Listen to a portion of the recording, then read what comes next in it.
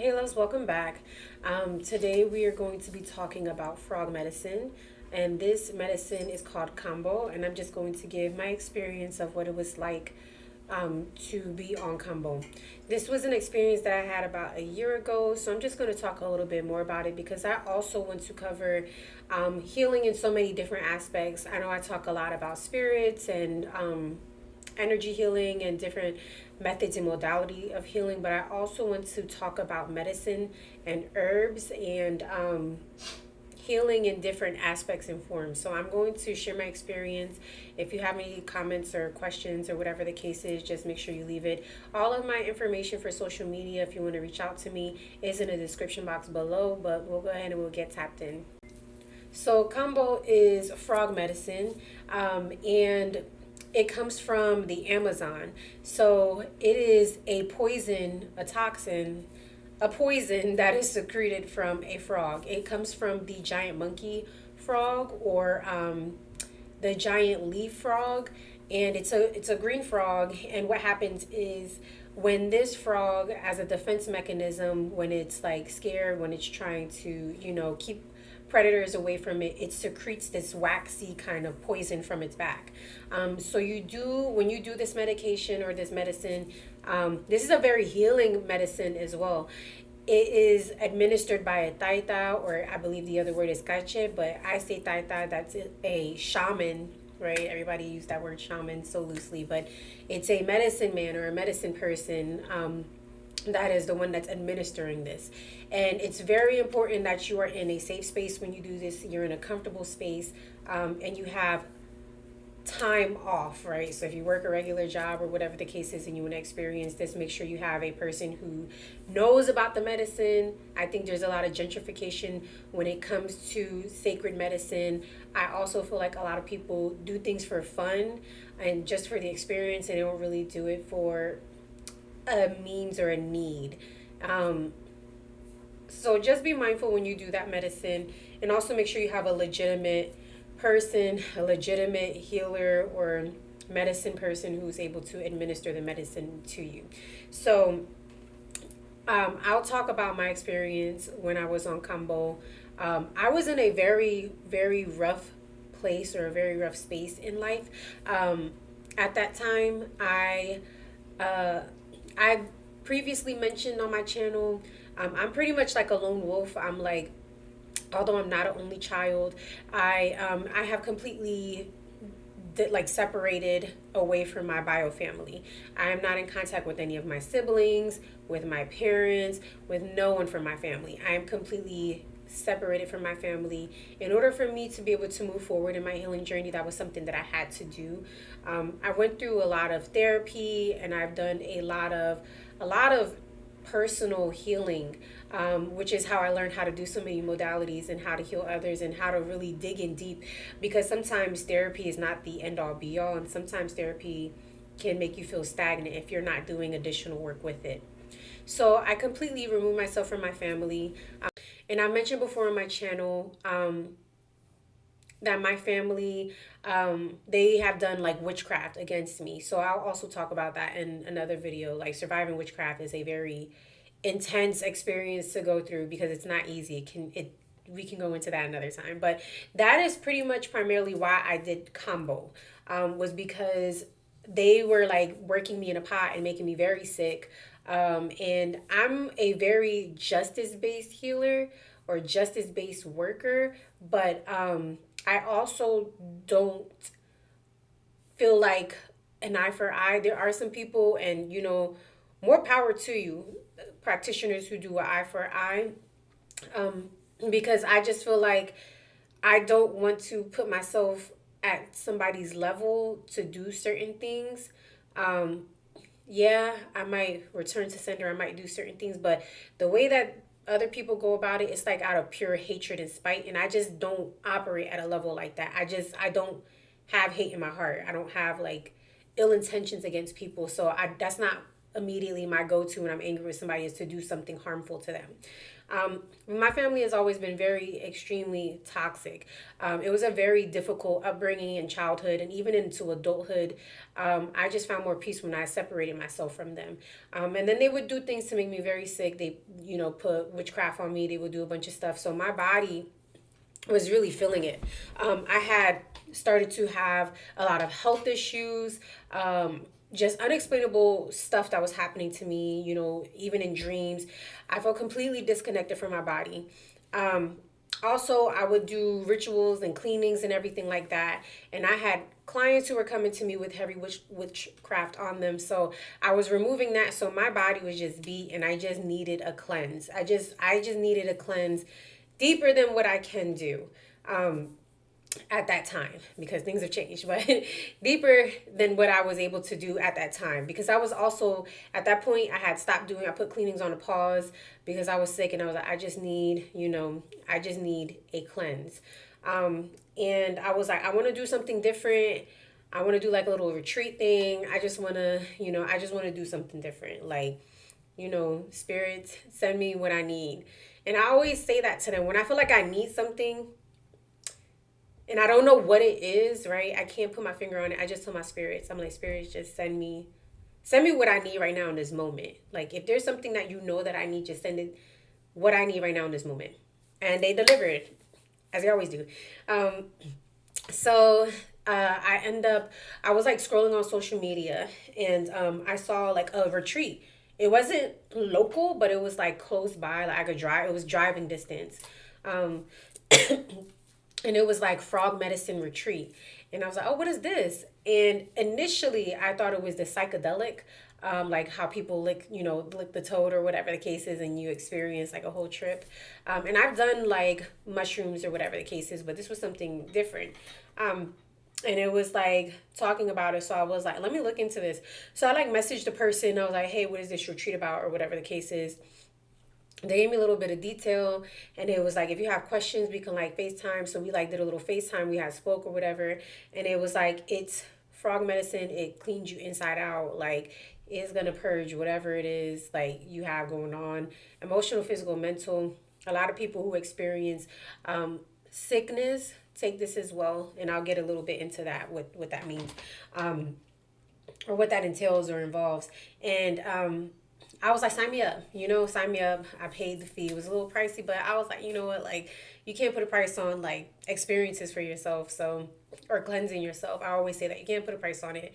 Um, so I was like, I'm just going to do it. So I went ahead and registered. The time came. But the thing is, before the time came, I was just really out of my mind sick. Like I was so sick when the time was coming. At that point, and typically when you're being worked in a pot or when you're being like spiritually attacked, when you're going to get clean or when things are moving forward for you, you'll start to notice a whole lot more resistance, or you'll start noticing a lot of chaos in your life at that time. And things just started happening. I just was out of my body, out of my mind. I just did not feel well, and I was like, I just need whatever I got going on. I just want it off of me. I want it away from me. So that I can be myself again. Like I could feel like myself again. And the thing is, I'm just like I'm pretty much a chill person. So I wasn't doing anything back to anyone. So I was just getting hit. I'll clean myself and then hit. So it was just like, I just needed a reset. I just needed a reset. And as a spiritualist, you always need a reset. That's why sometimes you have to do animal sacrifice. That's why sometimes you have to do something intensive like Kambo. And I'm going to also talk about additional medicine on this channel, especially one that I do every single day. I administer this for like clients whenever they want like a cleaning. I will administer that medicine. So I'm going to talk about additional medicines. But I knew I needed I needed an ancestral medicine. If you're not familiar, my ancestors come from the Amazon. So it was crazy. It was just like they opened up the door, they opened up the path. They was like, girl, go, like run down the path. So the retreat came. I'm also like very introverted. I'm very shy. I'm like a lone wolf. I'm a lobot. I'm just gonna stay in the back by myself. I don't like talking to people. I don't want to deal with nobody. I don't know nobody, so I'm just gonna stay to myself. But I always, like a moth to the flame. I always hear people tell me that when they first meet me, they're like, you were like a moth to the flame. I just felt compelled or attracted to you. And then when I went there, everybody was really good people. The taita, the medicine man, was a very, very, oh my god, I can't even explain. There was just something about him that made me feel so comfortable and at home. When I came there at first, I was like, I'm out of my element. Like, it's all these people here. I'm not gonna lie, when I walked in, and I think also the way I look, like I have locks, I'm covered in tattoos. I get a certain look, and I walked in, and people made me feel a little uncomfortable. But then the person who was hosting the retreat, she was mad cool. She's like, go get set up. I got set up. And then I was like, she was like, come downstairs. We're all introducing each other. And I'm like, I'm not really with that. Like, then I started like, I don't think I'm supposed to be here. Like, I feel uncomfortable, whatever the case is. And before I could even say anything, she's like, you're good. You're like me. I'm the same exact way. But like, you're going to be fine. Like, you need this. Like, something's telling me you need this. And I'm like, telling myself the whole time, like, girl, you need this. Like, you need this. So, fast forward, we'll get to, you know, straight into the story of what it was like. So, I'm in the room with other people, and it's the Taita, the healer, and it is the host. She's also a healer too, so I'm gonna say that it's the healers are in the room. It's about five other or four other people, including myself is five, and we're all ready to get into this journey. I am very spiritually sensitive, and people don't understand that. I am my energy is sensitive. When I'm around people, I pick things up like this. I don't even try to read people sometimes. I don't even try to like do anything, but I'm so sensitive. I pick up everything. Even if somebody is spiritually sick, like it can jump onto me very easily, which is why I have such an intensive like cleaning routine, or I do these things because you have to reset, you have to get clean, right? That stuff, if it sticks onto you, is gonna make you sick. But I'm so spiritually sensitive. um and when we're in the room, I felt so uneasy and sick, and I'm like, yeah, this is about to be something I never like expected. And we're all sitting in a room, and he starts like praying or whatever the case is, and he talks to the medicine. So he's like, tell me what you want out of this experience. You talk to the medicine, you tell the medicine what you wanted to do. And I was in there with, it was very vulnerable. I was in there with some people who had cancer, some people who had respiratory issues. I also have asthma. So a lot of us in there was, they had sickness, but there was somebody in there who had like lymphedema, so they wanted like the Kambo for the physical ailments that they were experiencing, which also I believe there's like spiritual elements to that as well too. But I just said straight up, like, I have family members who are putting witchcraft on me. They're putting black magic on me, and I just want to get clean, like whatever it is that's going on. Like, and that's the thing. It's little old me just fighting the fight by myself. Spiritual attack and spiritual warfare is hard. If you are somebody who has not experienced it, it is hard to fight back by yourself. But I'm so proud of myself because I definitely came like a long way. But I was like, I just need to get whatever's going on. I just want it off. Like, this bad juju that is following me, or these people are doing things, I just want it off. And I know my spirit, and the thing is like how it ended up happening that way. Like, my spirits are really looking out for me because they end up getting me the money. Like, I'm talking about like this, the money for it came. They just made the opportunity, everything just like line up in place. So I was like, I know that I have like something over me, watching me, protecting me. Like, I'm gonna be good, but I just, whatever juju is on me, whatever they are doing to hurt me or harm me, like, I know I'm stronger than this, and I just want it off. Like, I just want it to go away. He was like, all right, okay, cool. So I see the first and it's so funny because and rest in peace, there was one woman I was there with. She ended up passing, and it's so devastating and sad just even thinking about it, because you share spirit experience with people and you're all connected in some way. But the first woman goes, and she's all the way over on this side, and then the next woman goes and she's right next to me. And they put it on your body, right? They burn you. I'm trying to see if I have my little scars here. I don't know if you can even see it.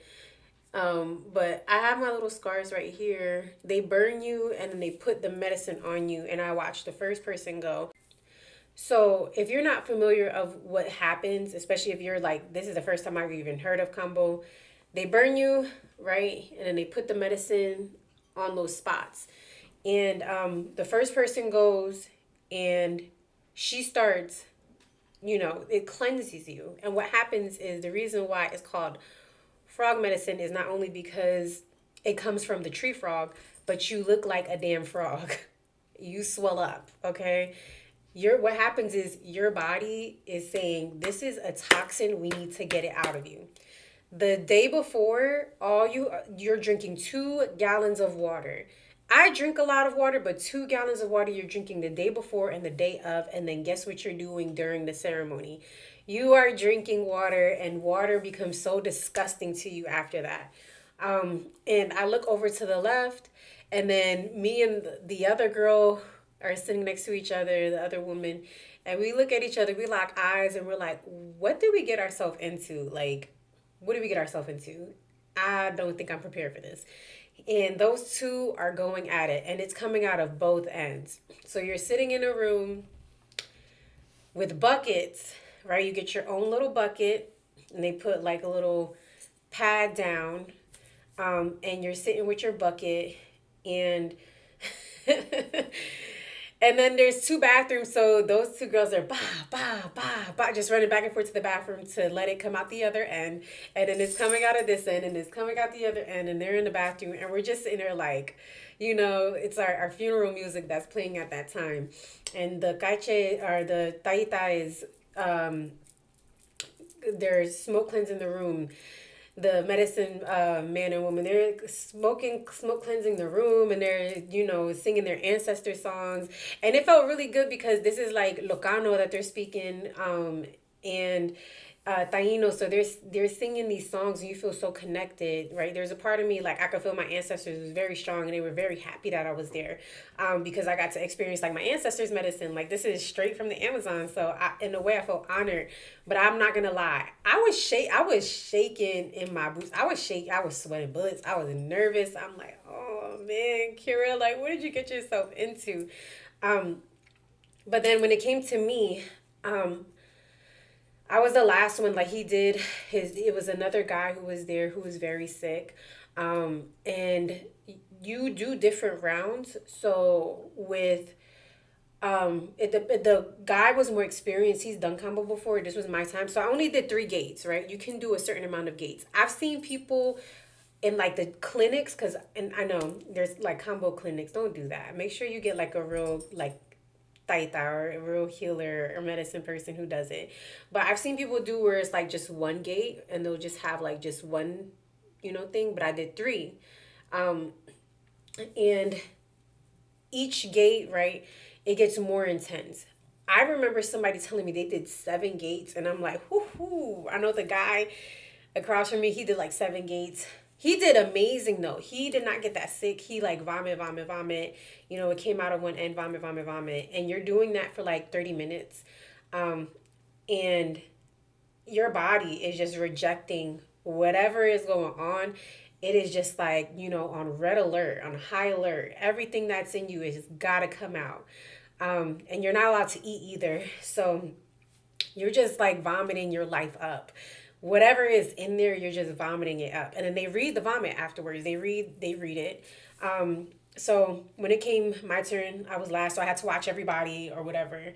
And then they have to like do it in intervals because there's only 2 bathrooms. So like by then everybody's kind of dwindling down. It's like, oh, I'm about to just get started. So he comes to me last, and he's like, you're gonna be good or whatever the case is.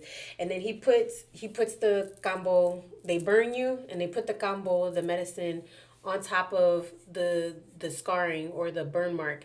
And then after they put on the burn mark, you go a second round. So he flips it over. He flips the little waxy medicine over, and he puts it on the scars or the burn mark. And it was so crazy because the minute he put it on, I'm like, Nothing's happening. About 2 minutes later, I I felt whoop and my lips. I couldn't talk. It was like so big. And then I looked at the girl who was hosting the retreat, and she was like, "Girl, you don't want to look at your face." And I was like, "Why?" She's like, "Because." And she was like making fun of my lips, and I wanted to laugh, but then I just started vomiting, the vomit, the vomit, the vomit, and it just kept coming up, coming up, coming up, coming up. Vomiting my insides out. You're like on all fours, you're on doggy style at that point, just wah, wah, wah, just everything coming up. And then it was crazy. I had the only, this was a reaction that I had that nobody else had. I could not stop crying. And I just felt so much pain in my heart. And I'm like, I've been through so much betrayal. I've been through so much hurt. And as somebody who's I am a very strong person, very strong mind. I've been through so much in life. I just felt like I just needed to break down and let it go. I just needed to let that go. And I'm saying I cried for like maybe 15 minutes. I'm talking about bawling and could not stop crying. And then I'm like vomiting in between. And I was just like, I can't believe like I'm releasing all of this. And I cried a lot, and they were saying like, oh, that's a form of release, like crying is that's normal. So I just was crying and crying and vomiting, and my face was so swollen, and I literally, and it's so funny because they say like, oh, you need like a helper supposed to walk you down the steps. I flew, literally jumped up and flew down the steps and into the bathroom and just let it all go. And that just went on and on and on. But I felt like there was other people in the room with me. I don't like my spirits were around me, and I felt protected. And in the minute when the medicine hit me, it was like everything amplified in the room. And I was just like, "Oh my god." And you feel heat, and the heat rises and it goes up to your face, and you feel so hot, and everything is pulsating. It's like radiating, and it feels like you feel like you're gonna die. I'm not gonna even hold you. I'm not gonna even lie to you. You feel like you're gonna die. And I was like, oh, I'm about to die right now. Like that's what it feels like. I'm about to die. Like when somebody gets poisoned, in a movie, and they're like, like like choking and that's what it feels like. You feel like you're gonna die. And I think that's why I was like overwhelmed, because I'm like, what is? It was too many emotions, and and the worst part is you have to be vulnerable in front of strangers, and I hate being vulnerable. I hate being like I hate being like sensitive in front of people. Like if I'm sensitive in front of you, that means I really care about you. Like if I'm opening up in that way, and I just felt so vulnerable, like I just had to let it all out. But it was an emotional, physical, everything, you know, that came out. And your girl didn't die. So I definitely, if you are somebody who has went through so much in life and you just need a reset, I definitely recommend Kambo as a alternative or as some kind of emotional healing. Now, does it release everything? No. It cleans you out very, very, very, very good. And even after he read, my bile and my vomit, he had read it and showed me. He was like, we call this a dart, and a dart is brujeria, is witchcraft. And he was like, there is somebody who's doing that to you. And then he looked at me, he was like, you're gonna be good. And I was just like, okay. Like my face was so swollen. The only thing is afterwards, after you vomit your life away, um you need rest.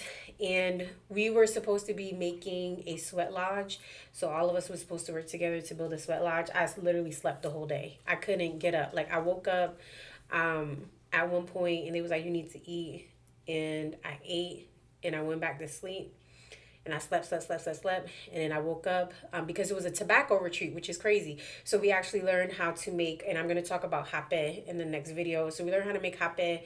We learned about tobacco, how it's a healing medicine, the gentrification of it. We learned a bunch of different stuff. And then we learned how to make, or how to make hape. We learned about different things about the spirits. We talked about like Atabeya. I have Atabe right here. That's the Mother Earth. That's the Earth goddess, or the mother. She's the supreme mother. So we talked about different things After that, I went right back to bed. I slept. I slept until maybe like 12 that night. And then we did a sweat lodge. I went back to sleep. Right immediately after that, slept. And then we had to be up at like 6 in the morning, or 5 in the morning actually, to salute the sun, and talk to our ancestors and stuff like that. So it was an amazing experience, but it was a lot of sleep after that. But I felt amazing after that cleanse. I felt like a newborn baby, because I, like, whatever it was, I regenerated everything. The only thing, and I've heard this from a palero. A palero is like a sorcerer, I guess I would say. They work a pot. Is that, and the crazy part is, I met this palero at a party, and me and him both knew the taita, and that goes to show you how good of a person he was. He's well known. But this palero had told me that it cleans you too much. It cleans you too good. Like, it cleans you out, and because he used to get that done too, another palero had told him that, like, you can't be that clean. Like, sometimes your spirit needs a little bit of balance, or whatever the case is, but it cleans you out, like you're just floating on cloud nine in heaven, and good things start happening. I was waking up feeling like, oh my God, like brighter days. Like, it makes you feel really good. Supposedly, they say it attracts you a lot of luck. But I can definitely say I felt 1,000 times better, and good things were really happening and falling in place for me after that experience. Is it something that I recommend that you do all the time? No, please don't do that all the time. Um, one can only be so clean, sometimes you need a little bit of balance. It's okay to have balance. A lot of people haven't learned to embrace the dark, like, aspects, or the shadow aspects. So darkness is good sometimes. Too much of it, no, but you need to have a balance in it. But I will recommend it if you have been having a really difficult time. No matter what you're doing is not helping. No matter if you ever get the experience, the chance to be able to do it, I just say, just do it. Sometimes you need that kind of cleaning, especially when you have years of trauma, or physical conditions that are going on. Like I said, there was people with lymphedema, and people who had cancer, and people who had, like, respiratory issues, who did that, and they felt immediate relief after that. And even if you're, like, addicted to drugs, and they had covered that. If you're addicted to drugs, it purges you, right? It purges you of the addiction that you have. So it is just a wonderful one. It is a wonder medicine. And to think that, our ancestors was out there just knowing, having this knowledge, and the spirits coming to them and telling them what to do with the medicine, and how to do it, and how to, cleanse yourself, and just put enough on so that you're not dying, and you're not killing somebody, but you're actually purging and cleansing the spirit, or the vessel. It's fascinating to even just think about that. But it is something that I do recommend. It is something that maybe you should look into and see if you have accessibility to it. But yeah, it is definitely one of those. It was an amazing experience. I'll say that. Yes, I felt like I was dying. Yes, I looked ugly as hell after I was done. And during the session, yes, I was, cleansing my body from both ends. But I would definitely do it again. That was one of the best cleanses I ever had. I would definitely do it again, and I definitely recommend for you to look into it. But with that being said, thank you for joining. Thank you for being here, listening to me talk, and for giving me this platform to even be able to speak on my experiences. But like I mentioned, if you have any questions, if you have any comments, just put it in the description box below. But I love you. I appreciate you so much, and I'll talk to you soon.